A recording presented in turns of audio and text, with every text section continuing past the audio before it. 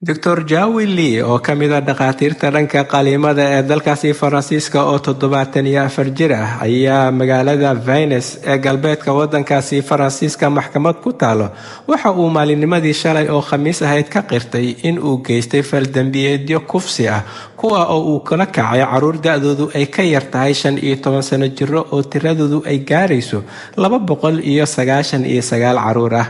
dhakhtarkan ayaa ka howlgalayay muddadii uu shaqaynayay ilaa iyo 10 isbitaal oo ku taala magaalooyinka kala duwan ee dalkaasi Faransiiska.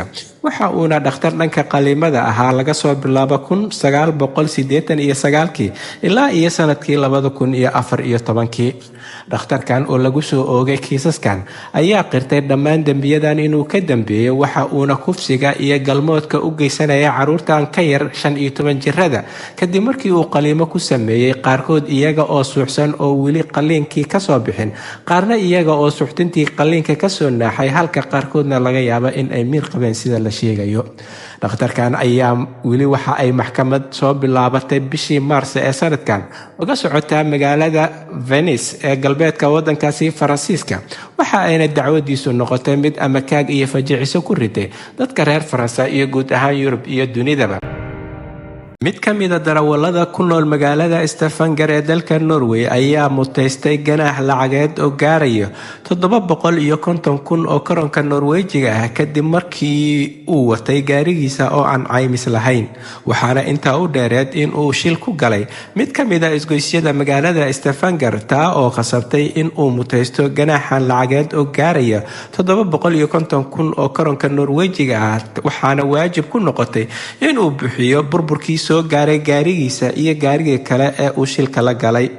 ururka caymiska dalka Norway ayaa ku waramaya in sanadkii 2024 ee tagay la diiwaan geliyay in ka badan 130,000 oo gaadiid ah kuwa oo aan haysan wax caymis ah, waxayna ku waramayaan in labadii sano ee u dambeysay ay sii kordhayaan shilalka ay sababta u yihiin gaadiidkan aan caymiska ku jirin. 501 shil oo dhacay 2024 ayay sheegeen in ay qayb ka ahaayeen oo ay shilkaasi geysteen gaadiidka aan caymiska ku jirin, waxaanay ku tilmaameen in khatar culus ay soo food saartay wadooyinka kaasoo loo baahan yahay in wax laga qabto. الدولة ليس لها دين. هل هناك يوم حشر للدين؟ هل ستدخل الدول الأعضاء في الأمم المتحدة أو جزء منها إلى الجنة أو إلى جهنم؟ waddanka Tunisia ee Carbeed ayaa dastuurkiisa ka saaray qodobkii dhigayay in waddankaasi diinta ay dowladdu ku dhaqmayso ay tahay Islaamka. arrintan ayaa soo baxday kadib markii madaxweynaha waddankaasi Qays Saciid uu ku dhawaaqay in aysan diinta iyo dowladdu aysan shaqo isku lahayn.